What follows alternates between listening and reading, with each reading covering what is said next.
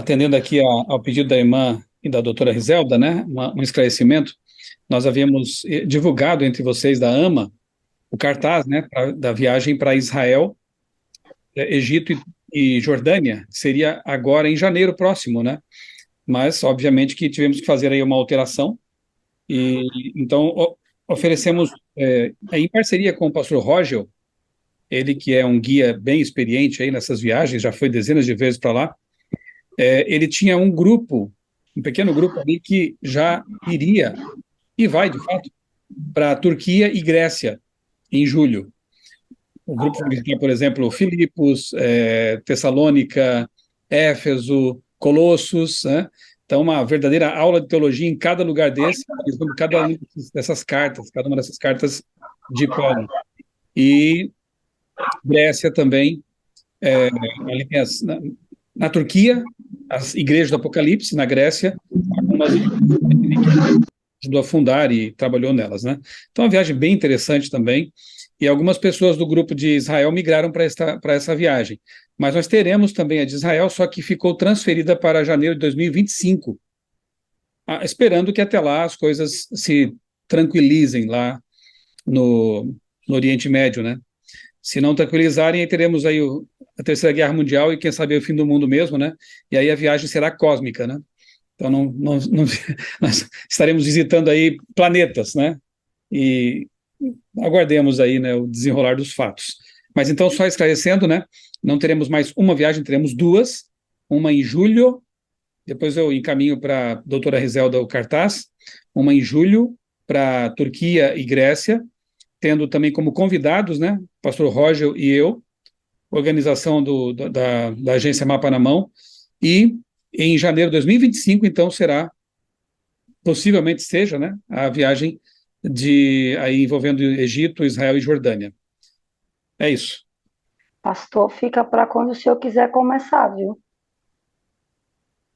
Ok, eu acho que já aguardamos aí o suficiente, né? Acho que Então, sim. a doutora Riselda para fazer a oração ou convidar alguém para fazer, e em seguida a gente começa o nosso estudo, então, que hoje será de Apocalipse 10 e 11. Muito interessante. Isso. Pessoal, mais uma vez eu agradeço a presença de vocês, especialmente a presença do pastor Michelson, que tem tentado, dentro do esquema de trabalho dele, né, e das atividades que ele faz também no sábado, colocar esses encontros daqui da gente, né? Tem sido realmente difícil para ele, mas ele tem sempre honrado esse compromisso. E assim, para a gente também tem sido uma bênção. Então, já de antemão já agradeço. E também a participação de vocês. Vou pedir, pastor Michelson, para que o Gilberto faça a oração inicial. Por favor, você pode fazer, Gilberto? Posso sim, doutora. Oremos. Querido e santo Deus, Senhor, te agradecemos pelas bênçãos concedidas. Te agradecemos pelo carinho, pelo cuidado e pelo amor. Agora, que o Senhor possa enviar teus santos anjos para estarem conosco e principalmente Espírito Santo, para que abra nossas mentes e para que tenhamos o esclarecimento que o pastor Michelson vai dar, impregnado e consolidado em nossos cérebros, para que possamos não só internalizá-los, mas também compartilhar sobre todo esse estudo e, consequentemente, sobre a tua volta durante nossos dia a dia. Senhor, por favor, que as pessoas que não conseguiram estar aqui hoje, ou que elas possam chegar em momentos importantes, até momentos importantes do estudo, ou que elas possam posteriormente ver, mas que todos possam ser alcançados pelo teu evangelho. Essas bênçãos te pedimos, te agradecemos, abençoe o pastor Michelson, como sempre, e nos dá a tua companhia, em nome de Jesus. Amém. Amém. Obrigado, Gilberto. Vamos lá, então, vou compartilhar aqui com vocês a minha tela. Lembrando que, como já falei nos outros estudos, esses materiais aqui ficam todos à disposição. Depois eu encaminho para a doutora Riselda e ela passa para vocês, ok? São preses, né? Apresentações online. Eu envio o link, vocês podem depois utilizar isso na igreja de vocês, em pequenos grupos, em estudos com classes bíblicas. É um material totalmente à disposição de vocês, ok? Não sei se vocês se recordam, é que o nosso estudo está sendo bem espaçado, assim, né? O Apocalipse ele foi escrito numa estrutura literária quiástica, né? Um quiasma, ou seja, os blocos introdutório e de conclusão lá, eles se assemelham. Depois o segundo bloco se assemelha ao penúltimo, o terceiro ao antepenúltimo, e assim vai, até chegar ao núcleo do quiasma, que é justamente ali, Apocalipse 12, 13, 14, mais ou menos ali nesse miolo, né? Que é justamente o que tem que ver com o grande conflito. Nós não chegamos ainda ali, estamos próximos de chegar a esse bloco. Estamos agora na lição 4, eu dividi em 8 blocos temáticos, né? Nem sempre os estudos se dividem da mesma forma, mas é mais ou menos assim, né? Então, esse nosso estudo aqui tem 8 blocos, estamos exatamente na metade hoje, chegando à metade, e vamos analisar aqui os capítulos 10 e 11 do Apocalipse. Já vimos a introdução, já vimos algumas profecias, e agora estamos nos aproximando daquele miolo que justamente envolve a questão do grande conflito. Bem, eu convido vocês a tomarem a Bíblia agora, nós vamos ler juntos Apocalipse 10, versos 1 a 11. Vamos ler aqui na Bíblia, então, para nos inteirarmos do que trata esse capítulo. Na verdade, eu vou ler até o verso 10 e deixarei o 11 em suspenso, e vocês vão entender depois o porquê, tá bem? Apocalipse 10, de 1 a 10. Abra sua Bíblia aí, vamos ler juntos. Eu já mando também um abraço aqui para os amigos que vão depois assistir a gravação desse estudo. Eu espero e creio e peço a Deus que as bênçãos que serão derramadas sobre nós sejam também extensivas a essas pessoas. Vamos ler então? Vi outro anjo forte descendo do céu, envolto em nuvem, com arco-íris por cima de sua cabeça. O rosto dele era como o sol e as pernas eram como colunas de fogo. O anjo tinha na mão um livrinho aberto. Pôs o pé direito sobre o mar e o pé esquerdo sobre a terra. E gritou com voz forte, como ruge um leão. E quando ele gritou, os 7 trovões fizeram soar as suas próprias vozes. Logo que os 7 trovões falaram, eu ia escrever, mas ouvi uma voz do céu dizendo: guarde em segredo as coisas que os 7 trovões falaram. Não escreva nada. Então o anjo que eu vi em pé sobre a terra e sobre o mar, levantou a mão direita para o céu e jurou por aquele que vive para todo sempre, o mesmo que criou o céu, a terra, o mar e o que neles há, dizendo: já não haverá demora, mas nos dias da voz do 7º anjo, quando ele estiver para tocar a trombeta, então se cumprirá o mistério de Deus que ele anunciou aos seus servos, os profetas. A voz que eu ouvi, vinda do céu, estava de novo falando comigo e dizendo: vai e pegue o livro que se acha aberto na mão do anjo que está em pé sobre o mar e sobre a terra. Então, fui ao anjo, pedindo-lhe que me desse o livrinho. Ele me disse, me falou: pegue o livrinho e devore-o. No seu estômago será amargo, mas na sua boca será doce como mel. Peguei o livrinho da mão do anjo e o devorei. Na minha boca era doce como mel, quando, porém, o comi, o meu ventre ficou amargo. Olhem para cá agora, resistam à tentação de conferir o verso 11, que é o desfecho do capítulo. Vamos, por enquanto, ficar com os primeiros 10 versos de Apocalipse 10. Note bem, o que João vê aqui é um anjo poderoso com um livrinho aberto na mão. Interessante que é a primeira menção, ou única, né, que nós temos de um livrinho aberto aqui no Apocalipse. E se nós ali checarmos Daniel capítulo 12, verso 9, nós saberemos que livrinho é esse, porque Daniel recebeu de Deus a orientação de selar ou fechar o livro da profecia que ele escreveu. Daniel, portanto. E, de fato, Daniel é um livro pequeno, tem só 12 capítulos, né? Na nossa divisão aqui de capítulos e versículos, né? 12 capítulos. Então, o livrinho aberto na mão do anjo, a maior parte dos intérpretes tem entendido como sendo o livro de Daniel. E João, aqui representando um povo que leu, estudou e compreendeu a mensagem de Daniel, não fez nada em desobediência à vontade de Deus. Pelo contrário, você vê que ele recebe a ordem: come, devora, devorar um livro até nós entendemos como sendo assimilar sua mensagem, né? Então, João, representando um povo que, no tempo certo, assimilou a mensagem de Daniel, ele devorou esse livro e a mensagem se tornou doce na boca dele. Já veremos por quê. Mas, infelizmente, depois ela se torna amarga no estômago, quando devidamente digerida. Nós entendemos essa profecia como sendo, como se referindo, né, ao grande despertamento milerita adventista lá no século XIX, meados do século XIX. Houve vários pregadores, na verdade, que trataram desse assunto, foi apenas Guilherme Miller, né? Guilherme Miller foi um dos mais destacados, mas na Europa também houve pregadores nesse assunto ali, as profecias de Daniel.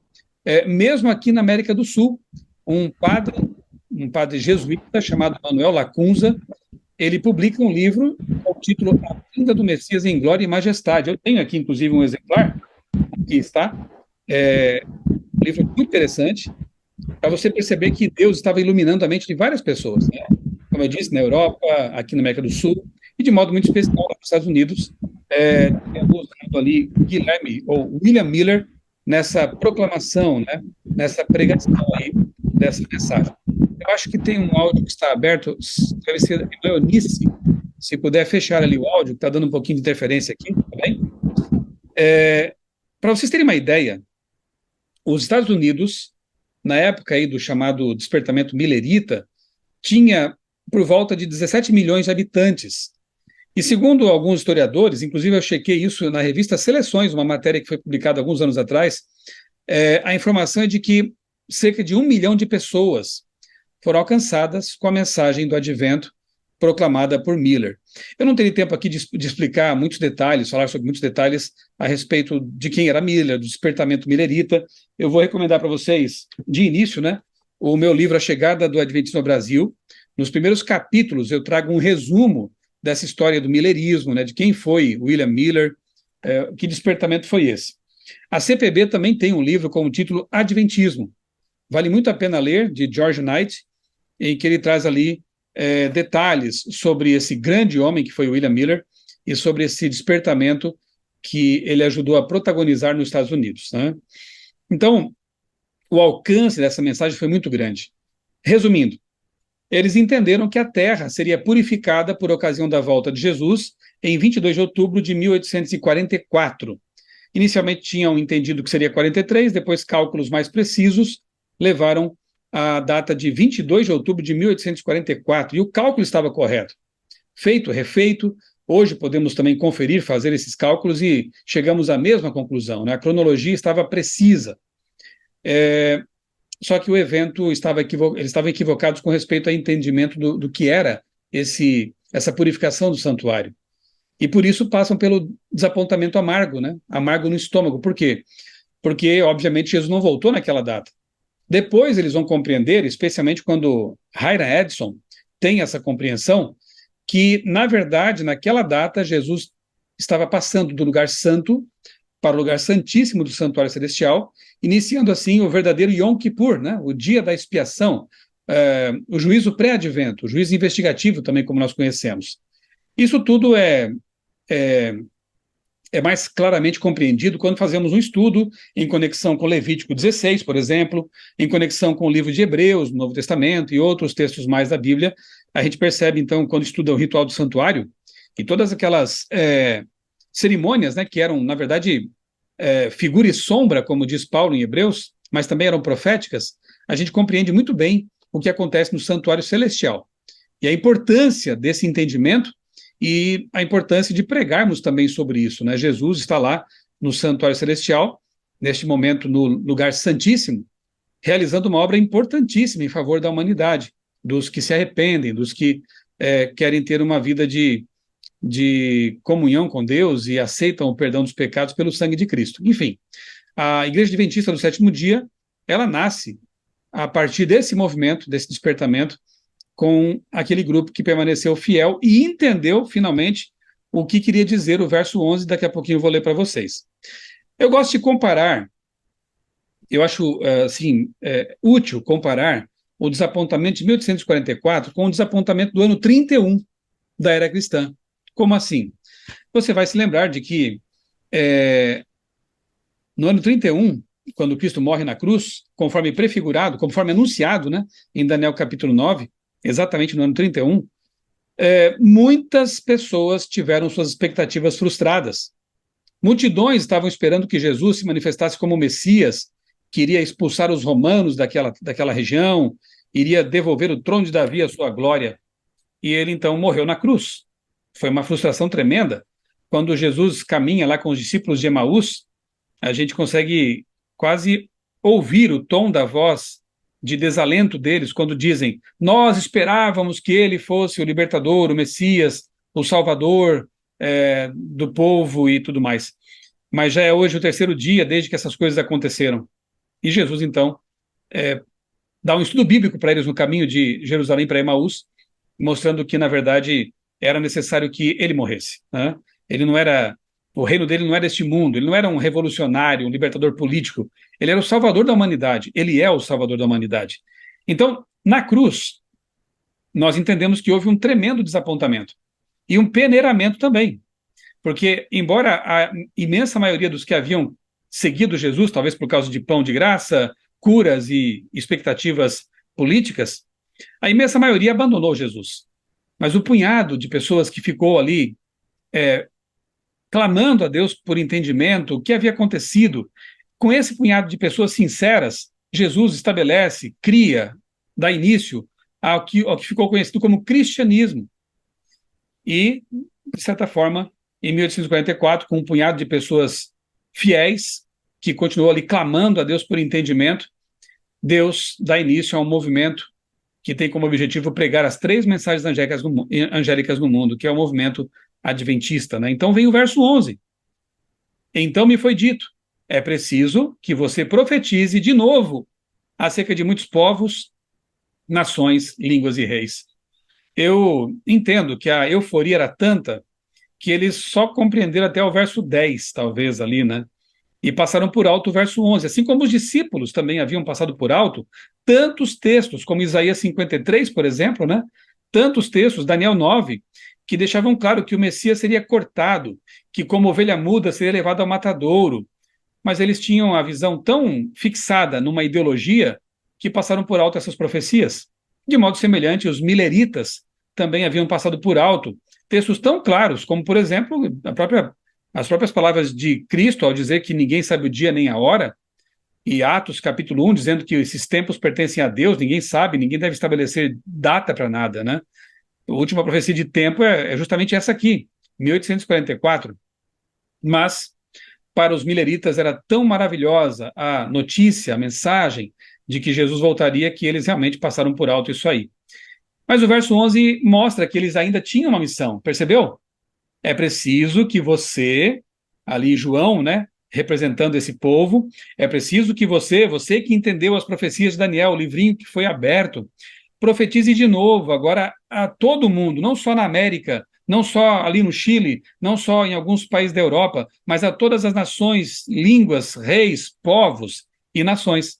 Então aqui nós vemos um movimento profético despertando no mundo, passando por um desapontamento que foi também um peneiramento, e agora recebendo uma missão importantíssima de proclamar ao mundo essa mensagem de salvação, a mensagem do santuário, as 3 mensagens angélicas, a mensagem criacionista, a mensagem da reforma de saúde, a mensagem da justificação pela fé, do sábado e de tudo que os adventistas foram descobrindo com base no estudo sério da palavra de Deus. Então, resumindo, o capítulo 10 trata de um desapontamento amargo, mas também do surgimento de um movimento a partir disso que iria proclamar ao mundo verdades que estavam esquecidas, verdades que haviam sido, digamos, sepultadas sob o pó da história, das tradições, dos dogmas. Eu recomendo a vocês um vídeo que está em meu canal, no canal Michelson Borges, para quem está assistindo a gravação aqui neste canal mesmo, que tem como título Uma Breve História do Adventismo.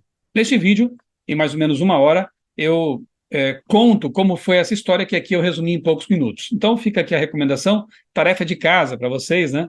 Uma breve história do Adventismo, é só colocar no buscador do canal ali, você encontra esse vídeo aqui, tá bem? Como eu já disse, no meu livro também, nos primeiros capítulos, tem ali um resumo, né, do que foi esse movimento milerita. o que foi o desapontamento e o significado disso, ok? Desse movimento profético que nasce a partir disso aí. Então, vamos para o capítulo 11. É interessante porque, bom, primeiramente, eu já disse a vocês, e repito aqui, que o Apocalipse não é um livro cronologicamente linear. Ele tem muitos avanços e retrocessos, repetições com ampliações, mais ou menos como acontece em Daniel também. Tanto é que o que acontece no capítulo 11, na verdade, aconteceu antes dos eventos do capítulo 10. Um pouco antes, não muito. Então, repito, não é linear, né? Quando você chega a Apocalipse 13, por exemplo, você vê ali a descrição das bestas, a besta do mar, a besta da terra, a perseguição do povo de Deus. Depois chega no 14, João já mostra o povo de Deus na glória, redimido, para encher de esperança aqueles que serão perseguidos. Depois ele faz um flashback para falar sobre o que esse povo redimido pregou enquanto esteve na terra, que são as 3 mensagens angélicas. Então não há realmente uma linearidade cronológica no Apocalipse. Nós vemos vários avanços e retrocessos no tempo. E aqui é um deles. O Apocalipse 11 acontece antes do 10, cronologicamente falando. Mas Deus, em sua onisciência e sabedoria, entendeu por bem colocar o 11 para dizer que o capítulo 11 descreve a contrafação do 10. Olha que interessante. O que nós vamos ler aqui, estudar no capítulo 11, movimentos, ideias, ideologias, são realmente esforços satânicos para tentar conter a mensagem que desperta, desponta ali no capítulo 10, a mensagem do advento, a mensagem dos 3 anjos e a mensagem criacionista e por aí vai, tá bom? Vamos então à leitura, Apocalipse 11, vamos ler apenas os versos 3 a 13. Abra sua Bíblia mais uma vez e leia comigo aqui, Apocalipse 11, versos 3 a 13. É um capítulo impressionante aqui, realmente. Mais um, né? Darei autoridade às minhas 2 testemunhas. Assim, aqui aparecem pelo menos 3 personagens destacados. Um é a própria besta do abismo, e outras 2 são essas testemunhas. Nós vamos depois identificá-las. Darei autoridade às minhas 2 testemunhas para que profetizem durante 1260 dias, vestidas de pano de saco. São estas as 2 oliveiras e os 2 candelabros, ou candeeiros, né, que estão em pé diante do Senhor da terra. Ou seja, as 2 testemunhas também são 2 oliveiras e também são 2 candelabros. O anjo ele repete ele coloca alguns outros símbolos para que a gente não erre, né, não cometa o erro, não escorregue, né, e saiba bem do que se trata. Que estão em pé diante do Senhor de toda a terra. Se alguém pretende causar-lhes dano, da boca dessas testemunhas sai fogo e devora os inimigos. Sim, se alguém pretender causar-lhes dano, certamente deve morrer. Elas têm autoridade para fechar o céu. Interessante essa menção aqui, para que não chova, né, durante os dias em que profetizarem. Porque quando a gente lê isso, aqueles que conhecem a Bíblia, eu já disse para vocês isso, né? Entende muito bem o Apocalipse quem entende, quem conhece a Bíblia. Como é importante ler a Bíblia, porque os símbolos, as referências, frases inteiras que João usa no Apocalipse são extraídas lá do Antigo Testamento. E aqui, quando a gente lê assim, poder para fechar o céu, para não chover, quem fez isso? O profeta Elias. Olha que interessante. Depois fala assim, ó, elas também têm autoridade sobre as águas, para transformá-las em sangue. Olha só, quem que fez isso? Moisés. Então nós temos aqui o quê? A lei e os profetas. Interessante, né? A lei sempre representada por Moisés e os profetas, temos aí Daniel, Ezequiel, Jeremias, Isaías, Elias, né? A lei e os profetas. Isso é uma pista, hein? Para a gente identificar também aqui, mais uma pista para identificar quem são as 2 testemunhas. Transformar as águas em sangue, bem como para ferir a terra com todo tipo de flagelos, tantas vezes quantas quiserem. Está falando das testemunhas aqui, ok? Quando tiverem, então, concluído o testemunho que devem dar, a besta que surge do abismo fará guerra contra elas. A besta vencerá e matará as testemunhas. Esta não é a besta do mar, ok? Também não é a besta da terra, lá de Apocalipse 13. É uma terceira besta. É a besta que emerge do abismo, que persegue as testemunhas de Deus. E aí diz aqui no verso 8 que os cadáveres das testemunhas ficarão estirados na praça da grande cidade, que espiritualmente ou simbolicamente se chama Sodoma e Egito. Só pode ser simbólico, porque Sodoma não mais existia nesse tempo. havia sido destruída por Deus há muito tempo. E Egito não era mais aquele império do passado também, onde Moisés viveu e outros, né, José, enfim. Então aqui realmente é uma cidade e é um país que são usados como símbolo para nos ajudar a identificar que cidade é essa, na qual as testemunhas de Deus, a lei e os profetas, foram mortas pela besta do abismo. Verso 9: Então muitos dentre os povos, tribos, línguas e nações contemplarão os cadáveres das duas testemunhas por 3 dias e meio, e não permitirão que esses cadáveres sejam sepultados.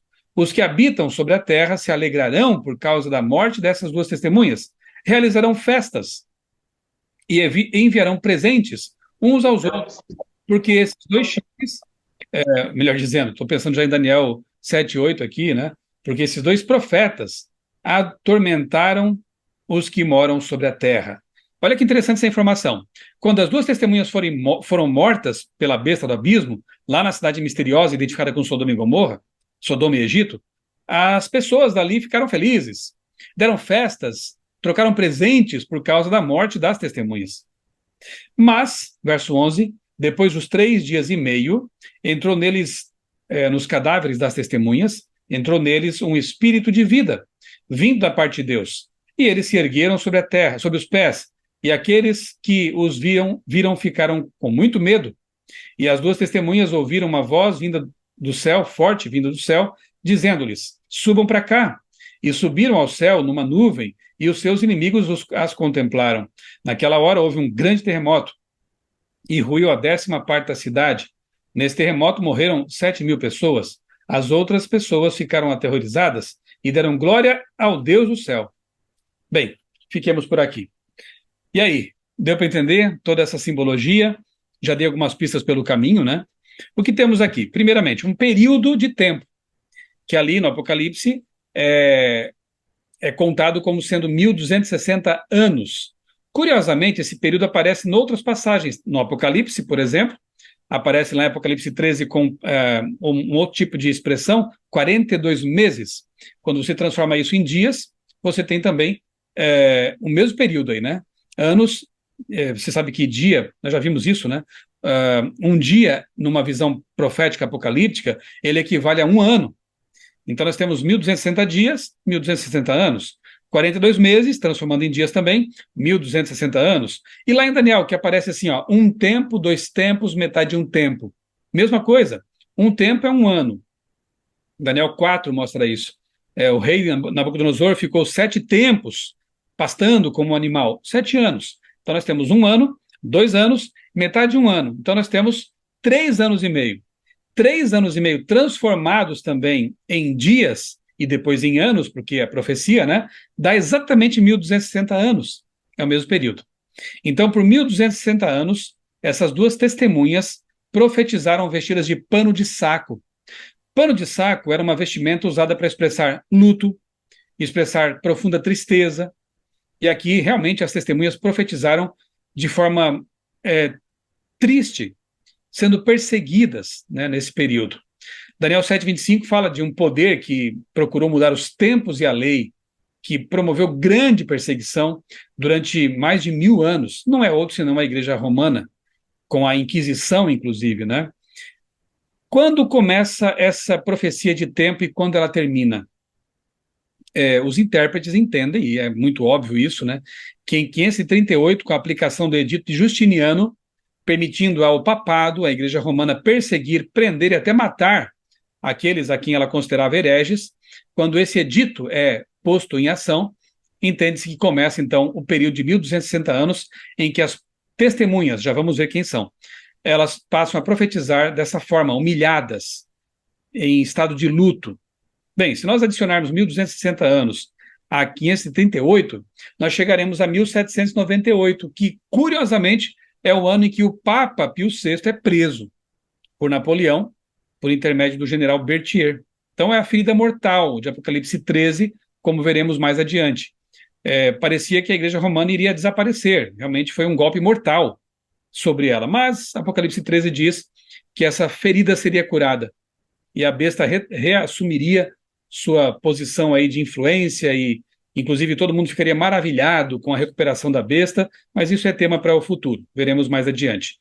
O que nos interessa agora é entender que essas duas testemunhas só podem ser a Bíblia, porque acabei de dizer a lei e os profetas. Outra coisa, o testemunho dos profetas é a palavra. Outra coisa, são as duas oliveiras, são os dois candelabros, lâmpada para os meus pés é a tua palavra, né? Então, Zacarias fala das oliveiras como sendo a palavra. Não tem como a gente fugir dessa interpretação de que essas duas testemunhas que profetizaram por 1260 anos com muita dificuldade sejam especificamente o Antigo e o Novo Testamento, coloquemos assim, a Bíblia Sagrada, os profetas, a lei e os profetas. E, de fato, né, durante esse tempo de supremacia papal, pregar a palavra de Deus era algo muito arriscado. Lembra dos valdenses, por exemplo? Deram a vida pela pregação do evangelho. Houve pessoas que foram queimadas por causa disso. Outros foram presos, torturados. Traduzir a Bíblia era um crime, segundo a ótica romana. Era um pecado, punível com a morte até. Então, realmente, a profecia se encaixa muito bem nesse período aqui. Se encaixa exatamente nesse período, né? Em que a Igreja Romana teve poder para perseguir. E quem quisesse pregar a palavra de Deus pura e simples, seria perseguido. Então, eu fiquei sabendo. a pregação tinha que ser feita realmente com muita dificuldade e é vestido de pano de saco mesmo. Essa expressão fica, essa comparação fica perfeita Tá? que temos no momento, né? Matheus Faria, boa tarde, seja bem-vindo. Se você puder fechar o áudio, tá dando aqui uma interferenciazinha, tá bom? Vamos lá, adiante. Só confirmando o que nós já acabamos de ver na Bíblia, no livro Grande Conflito, página 267, Ellen White diz o seguinte, ó: relativamente às duas testemunhas, declara mais o profeta: estas são as duas oliveiras e os dois castiçais que estão diante do Deus de toda a terra. Tua palavra, diz o salmista, é lâmpada para os meus pés e luz para o meu caminho.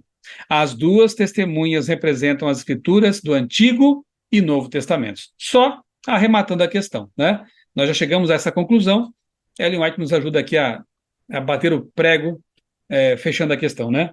Outro texto aqui bem interessante, no Spirit of Prophecy, volume 4, ela diz assim: o mesmo espírito mestre que incitou o massacre de São Bartolomeu também dirigiu as cenas da Revolução Francesa. Olha o período ali, 1789, 1799. Repito, um pouco antes do grande desapontamento de 1844. Satanás parecia triunfar. Não obstante, o trabalho dos reformadores, ele tinha conseguido manter vastas multidões na ignorância a respeito de Deus e da sua palavra. Agora, nesse período, ele apareceu com uma nova roupagem. Na França, surgiu um poder ateu que declarou abertamente guerra contra a autoridade do céu. A fornicação foi sancionada por lei. Profanação e corrupção pareciam inundar a terra. O trabalho que o papado havia começado, o ateísmo concluiu. O papado, retinha do povo as verdades da Bíblia. O outro, o ateísmo, ensinou o povo a rejeitar tanto a Bíblia quanto o seu autor. Vocês percebem que, na verdade, as bestas são como que marionetes, né, nas mãos de Satanás? Ele as usa para levar avante sua estratégia, seus planos, seus objetivos.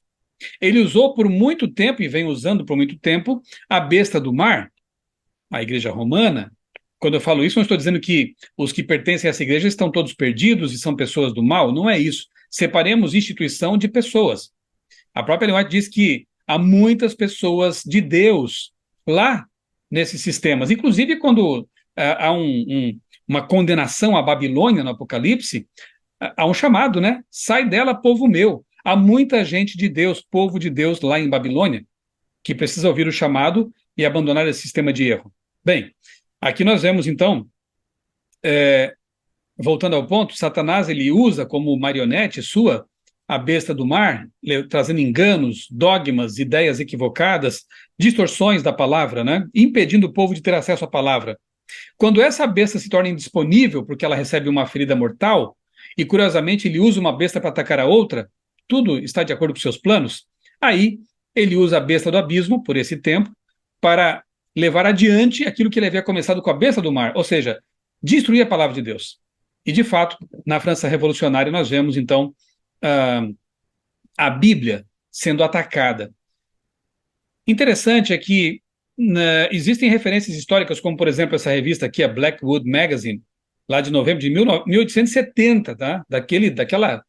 Próximo daquela época ali, né, mais ou menos, um século depois, analisando, né, toda a questão envolvendo a Revolução Francesa, diz assim essa revista secular: a França é o único estado que, por decretos da Assembleia Legislativa, declarou não haver Deus, e em cuja capital a população inteira dançou e cantou com alegria ao ouvir a declaração. Gente, uma publicação secular, mais ou menos um século depois, está mostrando realmente o cumprimento exato da profecia. Por quê? Porque é dito na profecia que a cidade é identificada com Sodoma e Egito. Sodoma é símbolo de licenciosidade, perversão, como nós bem sabemos. E Egito é símbolo de ateísmo. Quando você lê ali o livro de Êxodo e vê quando Moisés ali pede permissão para levar o povo a adorar a Deus no deserto, Faraó responde: quem é esse Deus? Não reconheço esse Deus. Então, Egito passa a ser símbolo de ateísmo declarado. Qual foi a cidade que na história declarou abertamente que Deus não existe e que perverteu a instituição do casamento? Não é outra senão a França Revolucionária. E aqui nesta revista secular nós vemos essa descrição. A França foi um estado que, por decreto da Assembleia Legislativa, declarou que Deus não existe. E depois de declarar isso e perseguir a igreja e prender os padres e queimar bíblias, olha só, o povo da cidade dançou e cantou. Lembra que nós lemos em Apocalipse 11? Que o povo fez uma festa e trocaram presentes quando as testemunhas foram mortas? Sim, porque a Bíblia, que condenava suas práticas pecaminosas, estava agora sendo queimada, retirada do povo. E eles achavam que teriam ali um período de paz, de liberdade total. Na verdade, a França entrou numa situação de terror, né? Ali fala de 3 anos e meio de morte, de destruição, e houve realmente um reinado do terror na França. A guilhotina passou a ser usada, rios de sangue correndo pelas praças. Uma prostituta, como na pintura aí você vê, foi entronizada dentro da Catedral de Notre-Dame. Profanação total, né? Eles mudaram a semana de 7 dias para 10 dias, para tirar toda qualquer referência à Bíblia, porque você sabe, a semana de 7 dias é uma referência direta, bíblica. Não tem relação com nenhum movimento astronômico. É a criação do mundo em Gênesis. Então, eles tiram a semana de 7 dias, o povo começa a adoecer, a morrer, e percebe-se, então, hoje se sabe, né, que existe o ciclo circaseptano. Estou falando para médicos aqui, e você sabe muito bem disso. Ciclo circaseptano. A vida responde a ciclos de 7 dias. Olha os antibióticos que vocês prescrevem, né? 7, 14 dias, é o ciclo da vida. Então, na França revolucionária percebeu-se isso na prática, as pessoas começaram a adoecer. O casamento foi transformado num contrato provisório, transitório. Se a pessoa se juntasse com a outra, não quisesse continuar, era só romper o contrato. Então virou uma bagunça. E, na verdade, o que a gente percebe, meus queridos, é que 2 instituições edênicas foram atacadas durante a Revolução Francesa. A primeira delas, o casamento heteromonogâmico. Gênesis 2:24 diz: por essa razão, o homem deixará pai e mãe e se unirá à sua mulher, e eles se tornarão uma só carne. Pergunto-lhes, isso não voltou a ser atacado em anos recentes? Vocês acham que a besta do abismo está morta? Está inativa? Os ecos dessa Revolução Francesa permanecem no mundo. Vários historiadores, incluindo adventistas como Maxwell, entendem que a Revolução Francesa inspirou outras revoluções, outras ideias, como o próprio marxismo, por exemplo.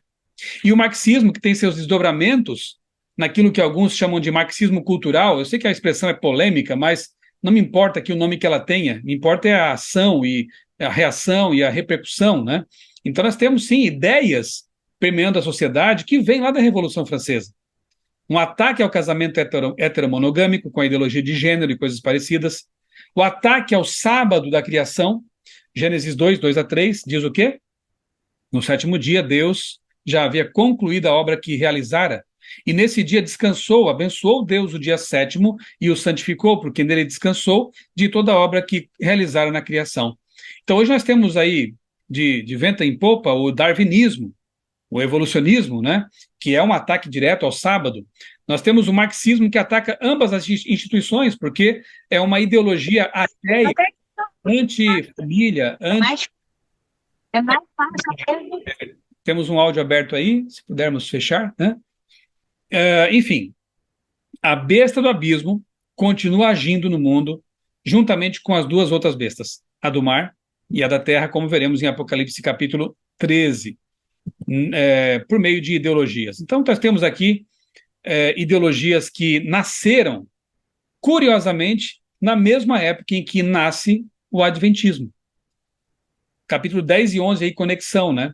Nós temos aí o espetáculo paralelo de Satanás, com figuras como Charles Darwin, Allan Kardec, Karl Marx. Curiosamente, Darwin começa a escrever seu livro mais conhecido, A Origem das Espécies, em 1844. Você acha que é coincidência? Allan Kardec, como é que nós entendemos isso? Em 1848, as pancadas misteriosas na casa da família Fox, o que, para os próprios espíritas, é o marco do início do espiritismo moderno. Karl Marx conhece seu grande amigo e financiador, Friedrich Engels, em 1844, e ambos publicam em 1848 o Manifesto Comunista. Será que isso tudo é coincidência? Ou realmente é um espetáculo paralelo criado por Satanás para lançar uma cortina de fumaça e tentar, assim, atrapalhar a mensagem que o movimento adventista começou naquele tempo e continua pregando sobre o mundo, para o mundo, né? Com certeza não é coincidência. Falsas teorias, disse Ellen White, falsas teorias estarão misturadas com cada fase da experiência e serão advogadas com fervor satânico, a fim de cativar a mente de todas as pessoas que não estiverem arraigadas e fundamentadas no pleno conhecimento dos sagrados princípios da palavra de Deus. Hoje, a gente vê com espanto progressismo teológico, por exemplo, o dominionismo teológico, ideias que colocam a Bíblia como não sendo mais a palavra de Deus, é um livro que pode ser retalhado, picotado, atualizado, como querem alguns, né? Então, aquela crença fundamental de que a Bíblia é a palavra de Deus inspirada, regra de fé e prática de Gênesis e Apocalipse, ela vem sendo corroída. Outras teorias, como diz Ellen White, estão sendo misturadas com o cristianismo, e nós vemos hoje cristãos aceitando casamento que não é casamento, cristãos aceitando mandamento que não é mandamento, cristãos aceitando o darwinismo, tentando mesclar darwinismo com o cristianismo e gerando uma teoria totalmente sem sentido e diabólica, que é o evolucionismo teísta, e vários desses ventos tentando soprar dentro da igreja para anular, para, como usar a expressão do George Knight, bem forte naquele livro, castrar o adventismo, impedindo que ele se multiplique, que ele se reproduza e cresça. Então tomemos cuidado, porque Apocalipse 11 é o esforço diabólico para tentar anular Apocalipse 10. Apocalipse 11 fala de uma revolução que não teve fim. A Revolução Política Francesa teve fim naquele tempo, mas as ideias que vêm de lá, do abismo, da besta do abismo, continuam vigorando o nosso planeta. São ideias que tentam anular as doutrinas oriundas do movimento do Apocalipse 10. Perceba isso. É uma batalha ideológica. Então, aqui na linha do tempo, nós temos 1789, a Revolução Francesa. 1798, o fim dos 1260 anos. 1844, o grande desapontamento e, paralelo a isso, o espetáculo paralelo de Satanás, com a contrafação da mensagem que nasce a partir dali, né? Então, ao mesmo tempo que estão sendo pregadas as três mensagens angélicas, Satanás tem pregado sua contrafação e tentado introduzir isso na própria igreja. Aí é uma jogada de mestre, né? Porque o mundo está sob seu poder, o mundo jaz no maligno, mas quando ele consegue introduzir na igreja essas ideologias, aí a coisa fica realmente muito complicada. Eu concluo dizendo que, ao falar sobre isso, eu tenho algum conhecimento de causa, né? Como dizem aí, a expressão da moda é lugar de fala, né? Por quê? Eu fui influenciado na minha juventude por Charles Darwin e a teoria da evolução. Eu fui darwinista até os meus 19 anos, 18 para 19 anos. Eu lia escrevia sobre, falava sobre a teoria da evolução, achando que era uma verdade. Na verdade, eu fui um evolucionista teísta. De alguma forma, fui influenciado pelo espiritualismo, por estudos que eu fiz em parapsicologia na época, e também pelo marxismo, via teologia da libertação. Eu fui um católico adepto da teologia da libertação. Portanto, eu posso lhes dizer que sei muito bem o estrago que essas ideias fazem na mente de uma pessoa. A minha foi estragada. Eu louvo a Deus porque a mensagem adventista do Apocalipse 10 fez com que as deturpações do Apocalipse 11 fossem apagadas da minha mente, superadas, fossem, em espanhol, reemplaçadas, né? Substituídas pela mensagem pura do Evangelho. Eu louvo a Deus porque no ensino médio eu conheci um adventista do sétimo dia que teve coragem de confrontar minhas ideias, de me propor um estudo bíblico, e eu fiz. Foram 3 anos de muita luta e muita persistência dele também em não me abandonar. Foi muito, foi um esforço muito grande de permitir que o Espírito Santo e a palavra de Deus me ajudassem a ver que as ideias vindas desses homens, que em grande medida foram usados por Satanás, fossem, na minha mente, substituídas. Né? É uma substituição mesmo, a verdade libertando. Eu sei muito bem o que é isso. Vocês conhecerão a verdade e a verdade os libertará. Eu louvo a Deus porque a verdade me libertou dessas amarras, desses grilhões, desses enganos. E eu entendo muito bem Apocalipse 10 e 11 como uma batalha pela mente das pessoas. Agora a pergunta é, a quem você vai se submeter? A pergunta é, você permitirá que a mensagem de Apocalipse 10 limpe sua mente e a liberte das mentiras do Apocalipse 11? Você permitirá que o Cordeiro de Deus liberte você das bestas do mar, da terra e do abismo? Se você se sente cansado nessa batalha, ou se sente um grãozinho de poeira diante de tantos poderes, lembre-se do convite que Jesus faz. Venham a mim, vocês que estão cansados e sobrecarregados, e eu vou aliviar o fardo de vocês. E não se esqueça de Apocalipse, de João capítulo 8, verso 32. Vocês conhecerão a verdade, e a verdade os libertará. Essa é a promessa que Deus faz para nós, libertação dos enganos, das ideologias que nos aprisionam numa cadeia de mentiras. Deus nos ajude a ver isso com clareza e ser os proclamadores da mensagem pura do Evangelho eterno, nesses dias finais da história da humanidade. Esse é o meu desejo. Espero que esta exposição tenha sido clara para vocês e que todos possam ter entendido, né, como eu também já entendi, que a batalha continua e que nós precisamos estar do lado do vencedor. E esse é o lado do Cordeiro. Amém. Amém. Muito bom, pastor. Muito obrigada. Esse momento agora a gente fica para as perguntas, né? Para as dúvidas. Sim, vamos. Quem tiver dúvida, por favor, pode ou escrever, ou então abrir o seu microfone e fazer a sua pergunta. Mariselda, não só dúvidas, mas também colaborações, porque, veja só, eu vou mencionar aqui mais uma vez o irmão Felipe Reis. Ele tem sido um grande estudioso desses assuntos das profecias, né? Ele Ótimo. está ali no tempo final, e se ele quiser, inclusive, contribuir, porque como europeu, né, está mais próximo até geograficamente dos eventos que eu descrevi aqui, né? Então, Felipe, sinta-se à vontade para você também participar, adicionar qualquer outra informação que julgue necessária. Verdade.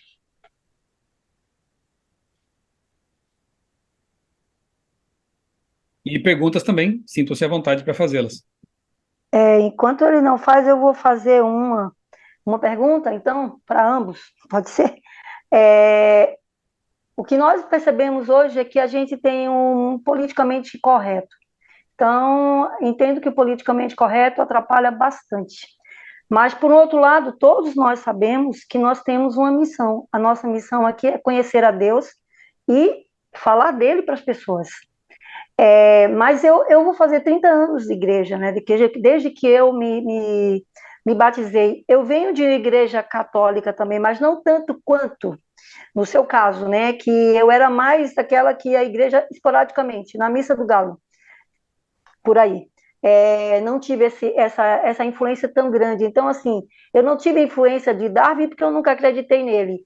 não tive influência do Che Guevara, porque nunca gostei dele. Então, assim, eu sou bem que por fora dessas coisas.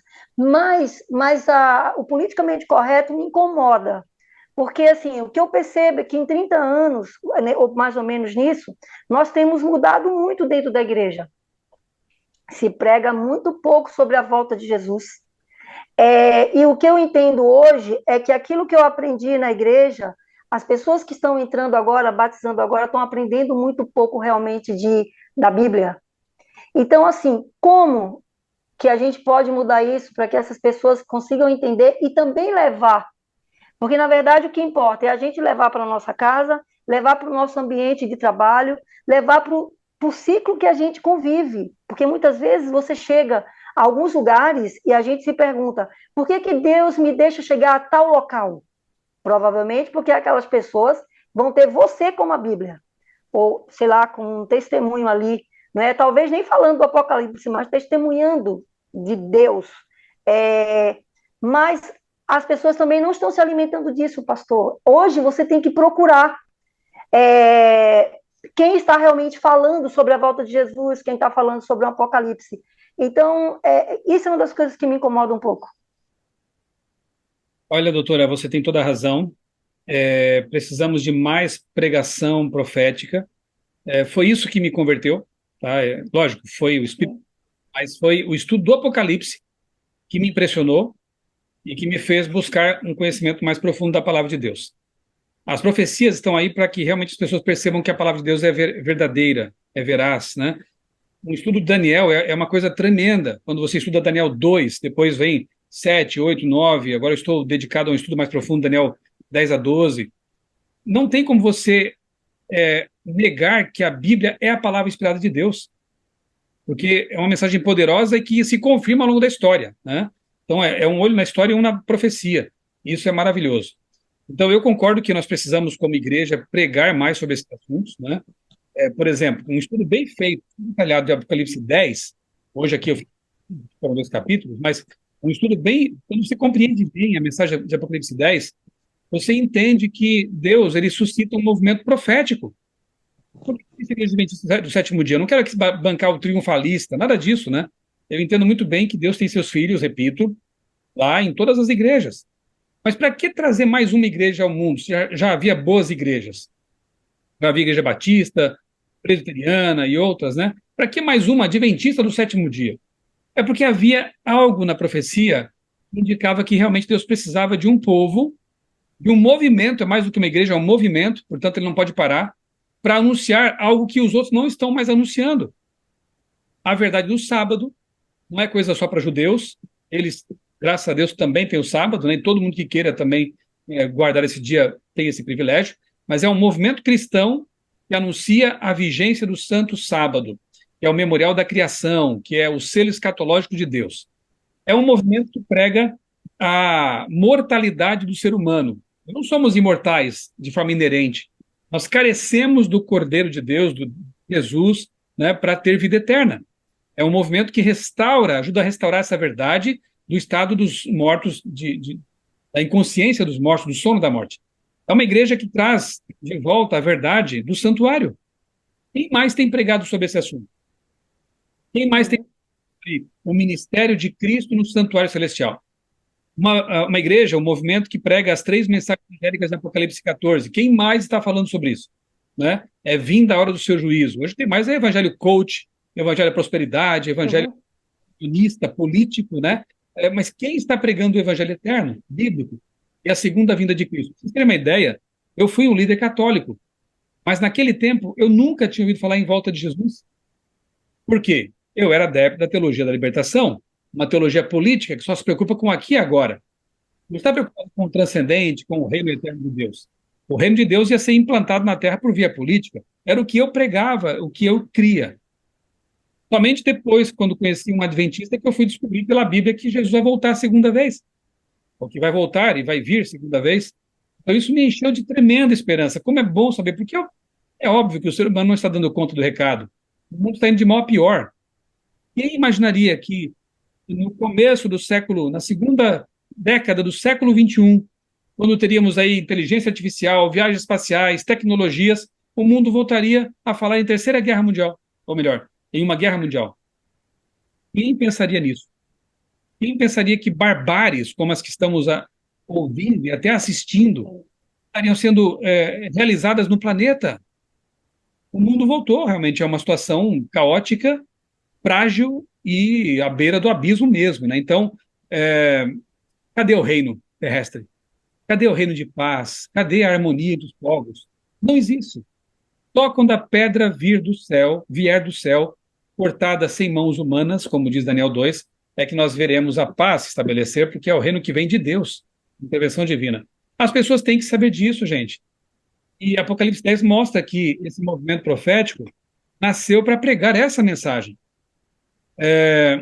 Esse movimento ele é suscitado para pregar algo que não estavam pregando mais. Mas se nós começarmos a nos assemelhar aos demais que existem por aí, por melhores que sejam, com seus erros e acertos, para quê? Mais uma, né? Nós temos que continuar levando avante aí esse diferencial especial que é a nossa vocação profética, a nossa vocação escatológica e as verdades distintivas, que são bíblicas, não são adventistas, são bíblicas, porque se não falarmos, quem mais falará? Por exemplo, se nós não falarmos que Adão e Eva foram personagens históricos factuais, quem mais vai falar? Se não falarmos que o casamento bíblico, o casamento natural, ele é isso porque está na Bíblia, em Gênesis, quem mais vai falar? Porque as pessoas nem mais creem que Gênesis 1, 2, 3 até 11 são capítulos factuais, históricos. Nós continuamos crendo. E vamos até o fim assim, né? Se perdermos essa crença, perdemos, é um efeito dominó, perdemos tudo. Quem mais vai falar que o sábado está em vigência porque é um mandamento de Deus e antes disso é um memorial da criação? Porque cremos que a semana da criação foi literalmente em 7 dias de 24 horas. Quem mais fala sobre isso? E se nós perdermos esse diferencial, também nos diluiremos, né? Perderemos esse poder. Então, doutora Rizelda, precisamos sim continuar pregando isso, sob risco de perdermos a relevância. Sim. Boa tarde. Boa tarde, Sandoval. Pastor, é um prazer revê-lo sempre nos seus vídeos. Eu gosto de assistir. Eu pude vê-lo pessoalmente uma vez em Castanhal, num evento de 5.000 jovens. Não sei se o senhor lembra disso. Faz uns bons anos aí, mas...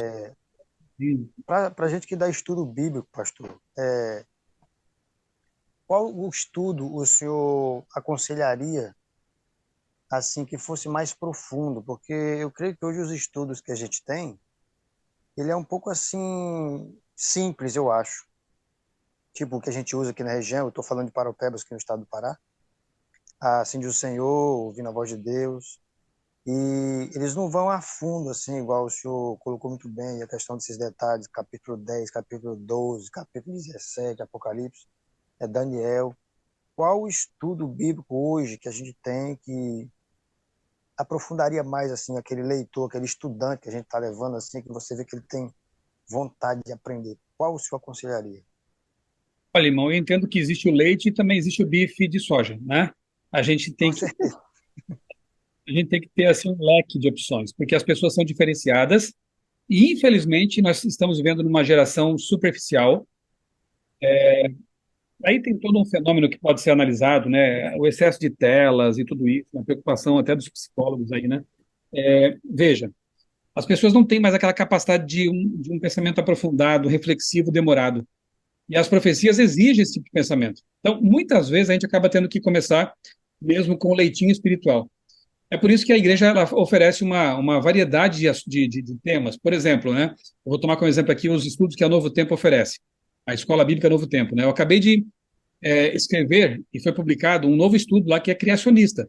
Eles têm lá para a família, tem um com enfoque em saúde, um com enfoque em comportamento, não sei, são vários, né? Uns 10 ali. E agora vai ter um com enfoque mais apologético e criacionista.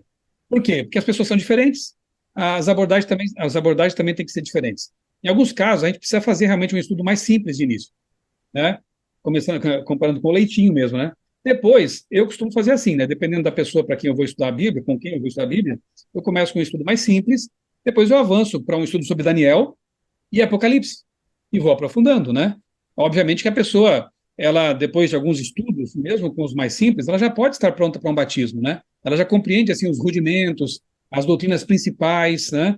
E aí já pode, espontaneamente, o instrutor, percebendo a maturidade dela, pedir o batismo, mas eu continuo depois com classe pós-batismal, estudando o Apocalipse, Daniel e outros livros, outras profecias, aprofundando. Por quê? Porque a nossa intenção, como igreja, não é só trazer pessoas, engordar, né? Como se diz. É criar discípulos, é formar discípulos.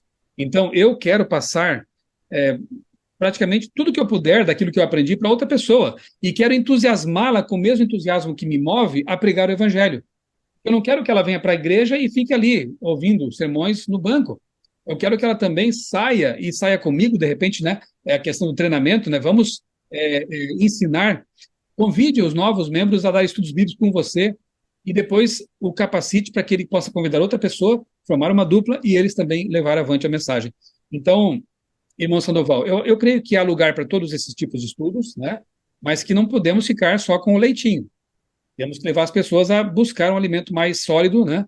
Mais substância, como alguns dizem, né? Para que elas possam ser não só consumidoras na igreja, mas também discípulas e enviadas para fazer com outros o que a gente fez com elas. É o que aconteceu comigo, na verdade. O Vanderlei, meu pai na fé, não sei se ele tinha consciência disso na época, era bem jovem, mas ele, querendo ou não, ele foi um tremendo discipulador. Porque antes mesmo de eu ser batizado, ele já me levava para dar estudo bíblico com ele. E chegou um momento, antes de ser batizado ainda, que ele disse assim, olha, Michel, hoje você vai dar o estudo bíblico. E era um estudo sobre Apocalipse, aquele estudo Revelações do Apocalipse. Aí eu falei, mas Vanderlei, eu não sou nem batizado, eu não conheço muito bem. Mas é você mesmo que vai dar estudo hoje. Eu vou acompanhar. Tá? Eu faço comentários. Tá bom, então, já que você está falando. Irmãos, eu nunca mais parei. Foi maravilhoso. Eu expliquei do meu jeito, né, assim, limitadamente, né, aquela lição, o Vanderlei completava, comentava algumas coisas, eu fiquei tão feliz de ter sido usado por Deus, e depois daquilo, né, poucos meses depois eu fui batizado, e aí não parei mais, né, fui uma dupla missionária com ele por muito tempo, depois passei a ser uma dupla com a minha namorada, hoje esposa, 30 anos nós somos uma dupla missionária, e isso é maravilhoso. Então, o bom senso, o tato, vão nos ajudar a escolher o estudo bíblico certo para a pessoa certa ali naquele momento e depois avançar nos estudos com ela, preparando-a para ser um discípulo, ok? Parabéns, pastor. Eu agradeço. Eu queria só mais um detalhe, deixar os outros participarem também. Quando você dá estudo para uma pessoa e ele se batiza, o senhor teria assim algum livro que seria aconselhado a dar para esse novo membro a ler, para se aprofundar mais? Olha, tem tantos, né? Eu diria que um livro muito bom é aquele da CPB, Respostas às Objeções, que é um livro apologético, doutrinário, e que mostra como você pode... Porque uma pessoa, quando ela é recém-convertida, ela vai ser bombardeada pelos parentes, por pessoas de outras religiões que querem... É impressionante, né? Quando você quer seguir o caminho de Deus, de fato, você passa a ser perseguido. Eu passei por isso, né? Então, você ter bons livros apologéticos que ajudam a pessoa a se defender desses ataques, sempre com tato, com bondade, né? Como diz Pedro, né? Estejam preparados para dar a razão da esperança que há em vocês, mas façam isso com mansidão, né? Então, habilitar esse membro para que ele possa ser também um bom apologeta. Eu recomendaria, então, Respostas às Objeções. Obviamente que é muito bom que essa pessoa leia, por exemplo, a série Conflito, né?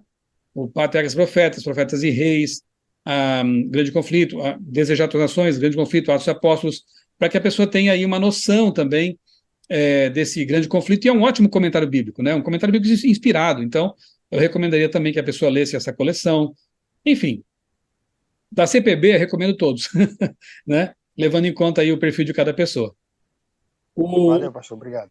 Reis mandou aqui uma citação muito interessante do livro Cristo e Seu Santuário, página 73, de Ellen White. Eu quero ler para vocês aqui, ó, que justamente apresenta aí uma comparação entre o desapontamento de 44 e a experiência dos discípulos no ano 31, para vocês verem que não inventei nada, né? Diz assim Ellen White, ó, assim como os primitivos discípulos baseados na profecia de Daniel 9 declararam, o tempo está cumprido, o reino de Deus está próximo, ao mesmo tempo em que deixaram de perceber que a morte do Messias estava predita na mesma passagem, de igual modo Miller e seus companheiros pregaram a mensagem baseados em Daniel 8,14 e Apocalipse 14,7, e deixaram de ver que havia ainda outras mensagens apresentadas em Apocalipse 14, que também deveriam ser dadas antes do advento do Senhor. Assim, como os discípulos estiveram em erro quanto ao reino a ser estabelecido no fim das 70 semanas, também os adventistas se enganaram em relação ao fato de ocorrer a terminação dos 2.300 anos, dias. Em ambos os casos, houve aceitação de erros populares ou antes uma advertência a eles, cegando o espírito à verdade. Ambas as classes cumpriram a profecia, a vontade de Deus, apresentando a mensagem que ele desejava fosse dada, e ambas, pela sua própria compreensão errônea da respectiva mensagem, sofreram desapontamento. Muito bom, né? Obrigado, irmão Felipe, pela citação que veio bem a calhar. Aqui o Danilo comentou, parece que a besta do abismo mantém influência sobre a parte não religiosa do mundo e creio que a sua função e ideologias serão cada vez mais intensas até o final. A besta do abismo é eloquente nas universidades. Perfeito, Danilo, é bem isso mesmo, né? Embora, como eu disse, né, a besta do abismo tenha feito algumas incursões no meio cristão e também adventista, né? O que aí é uma jogada de mestre de Satanás, né? Mas, de fato, as bestas do mar e da terra, elas têm tido uma atuação muito mais forte no meio religioso, claro, a besta do mar, o papado, né? E a besta da terra, o protestantismo apostatado. Nós temos ali teologias, né, que são, na verdade, desdobramentos de uma doutrina corrompida, teologia da libertação, teologia do domínio, né, mais ali dos protestantes americanos, teologia queer, teologia negra, teologia feminista, teologia isso, teologia aquilo, são todas distorções do evangelho. É um outro evangelho, como diz Paulo em Gálatas 1, né, que mesmo que um anjo do céu pregasse, nós temos que ter como anátema, porque todas essas teologias afastam da Bíblia e colocam ideias humanas. É um novo humanismo, um novo antropocentrismo, né, na verdade. Colocam ideias humanas como sendo a base para suas conclusões e seus comportamentos. E na universidade, realmente, nas universidades seculares, eu passei por uma federal, né, estudei jornalismo lá nos anos 90, é bem isso aí mesmo, né? Essas ideias aí progressistas, marxistas, humanistas, advindas da própria Revolução Francesa, né? Iluministas, dominam aquele cenário. E pregar nesses ambientes é um desafio triplicado, né? Eu passei muito bem por isso, eu era recém-convertido quando comecei minha faculdade. Mas Deus também tem seus filhos por lá, viu? E eu pude dar estudo bíblico também na universidade, testemunhar, e foi, quem sabe outro dia eu posso contar dessa experiência, né? Nós temos que fazer frente às bestas do Apocalipse, com certeza, pelo poder de Deus.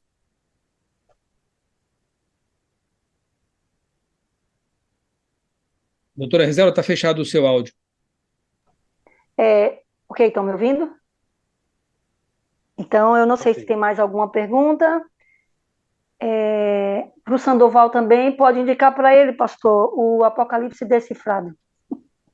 Porque eles, assim, quando a gente tem um aluno, eu entendo que a gente também pode criar um estudo para ele, né? Porque a gente conhece o nosso aluno, então sabe a capacidade que ele tem e também as perguntas e as suas dúvidas. Aí você pode estudar e criar um estudo diferenciado para aquele aluno. O Apocalipse Decifrado dá para pegar bastante coisa. Temos uma... Parabéns, vou anotar aqui, viu? Obrigado. Anote. Meus amigos pastores, né, Eleazar e Sérgio Monteiro, Adriano Cecílio, fizemos uma série de Apocalipse capítulo por capítulo, né? E está tudo disponível, tá? Apocalipse Decifrado. Tem também o Adventismo Decifrado, a gente analisou as principais doutrinas bíblicas adventistas, né, em profundidade. Então, são conteúdos que estão à disposição aí em forma de vídeo. Pode compartilhar. Justamente. É bem fácil de fazer e isso. Bem profundo. Então, dá para estudar. Eu intitulei... Eu não sei se... Sim. Antes do fim. O que você precisa saber antes do fim? Eu acho que são 9 ou 10 temas doutrinários. Você também pode usar esse material, compartilhar com as pessoas e, enfim, hoje, graças a Deus, temos muito material e isso não falta. Falta disposição mesmo dos discípulos de servir, né? Justo. Se alguém tiver mais alguma pergunta, senão a gente libera o pastor, agradece mais uma vez, pastor Michelson, agradece a participação, peço desculpas porque nós também estamos num feriado prolongado, não é? E além disso, aqui no Amazonas a gente está tendo que acaba amanhã o Campuri. Então, o pessoal, minha igreja foi em peso, e inclusive o líder, né, da AMA Noroeste também está participando, e eu acredito que tudo isso também contribuiu. mas sempre um grupo de qualidade aqui estudando. Isso é bom. E ficará gravado. Depois vou disponibilizar no meu este conteúdo, e você pode compartilhar com as pessoas também, né? Isso. Eu queria A gente tem... só. Desculpa, com licença. Eu queria só fazer não é uma pergunta, e sim uma observação positiva. Claro, um feedback. O pessoal me mandando no privado que mais uma vez foi muito bom, pastor. Muito obrigado, viu? Ajuda, seja louvado. Pastor, acho que você pode orar, se quiser, ou passar, não sei como você vai querer fazer. Vamos orar então para encerrar. Isso. Vamos então. Querido Deus, maravilhoso Pai, nós te agradecemos, Senhor, por este estudo, te agradecemos por tua palavra, pelas profecias, por esses marcos que nos mantêm firmes e que mostram que a tua palavra realmente é inspirada e confiável. Pai querido, nós entendemos que o inimigo está atuando de modo intenso no mundo, por meio de ideologias, de perseguições, tentando desanimar o povo de Deus ou contaminá-lo com essas ideias antibíblicas. Ó Pai, pedimos a tua proteção e que as pessoas sejam despertadas para a necessidade de buscar uma relação mais profunda contigo e com a tua palavra. Obrigado porque no Apocalipse 10 entendemos que tu tens um povo especial que está proclamando uma mensagem especial e nós queremos continuar fazendo parte desse povo. Usa-nos como teus instrumentos, usa os nossos talentos, nossas peculiaridades, para que possamos alcançar pessoas e compartilhar com elas a mensagem que nos encheu de esperança e que nos deu um sentido para viver. Dá-nos a tua paz, abençoa cada um dos que participaram desse estudo, aqueles que vão assistir a gravação e todos os que pertencem à Associação dos Médicos Adventistas. Louvado seja Deus por esse interesse também na tua palavra e nas profecias. Eu oro e te agradeço tudo, em nome do Senhor Jesus. Amém.